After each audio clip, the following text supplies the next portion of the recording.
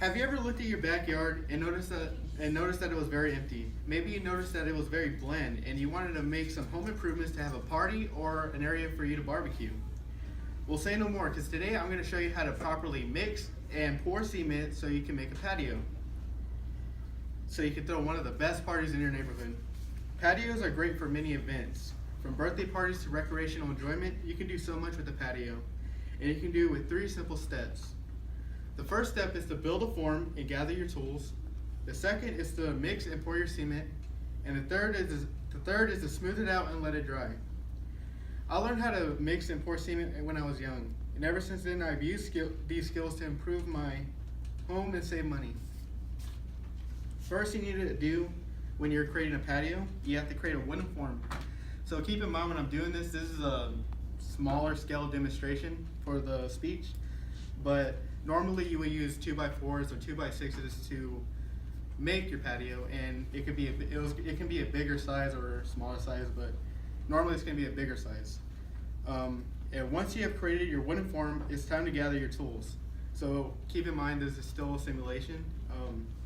You would actually use a shovel, a garden hoe, a container, trowels, water, wire panels, or rebar, and the main ingredient is cement bags. So for the simulation, this is going to be a shovel, this is my garden hoe, and this is going to be the trowels right here. Alright, so make sure that your wooden form is in a flat area, so mine is flat, and you want to make sure your form is level. And you don't want to start mixing until you know that it's perfect, because if you mix and you pour it in, you're just wasting your time, and you don't want to do that because it's also going to look terrible if it's all not level. Now this is where the fun begins. Be ready because it's going to require some serious strength and endurance. And once you're ready, let's go to the next step. Secondly, you're ready to pour your cement. Pick up the amount of cement bags needed for the form and pour it in the container. So I put it in a bag, but normally these bags are really big. They're 60 to 80 pounds and they're really heavy. Not like this, this is pretty light.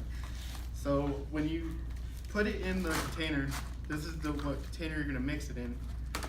You can normally just put it in the container and you can penetrate it just so you can make it easier to fall in the container.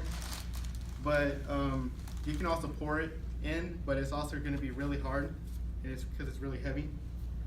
So right now I'm just gonna pour it in the container right here.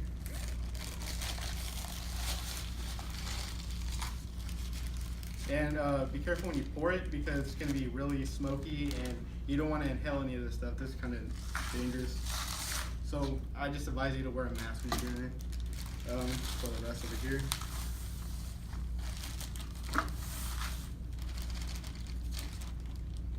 Alright, once the cement is poured in a container, get the water that you're going to put in the container. Normally when you put the water in, you can use like a water hose to easily spray the cement, but I'm just going to use this bottle right here. So I'm just going to pour it.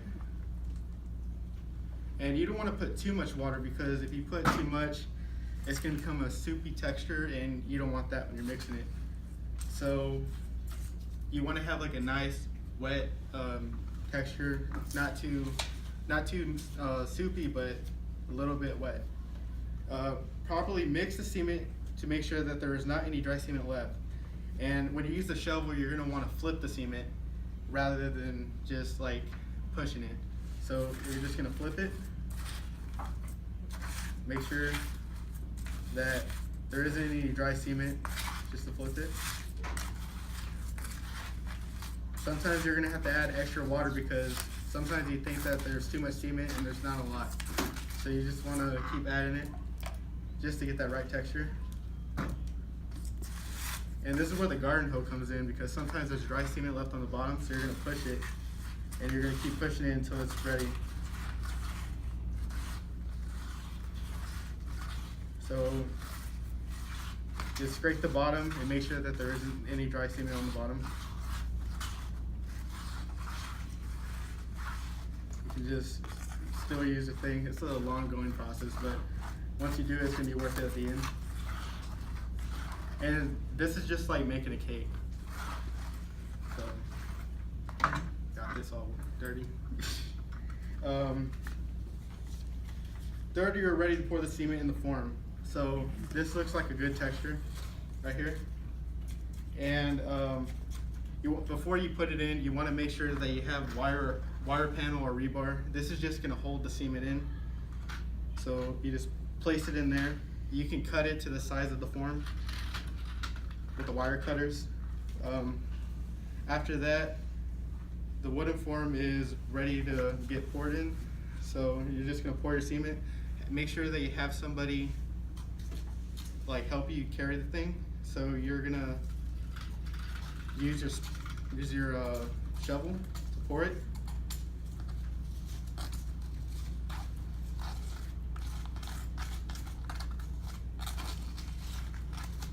And you want to make sure when you're doing it, you want to hit the rocks.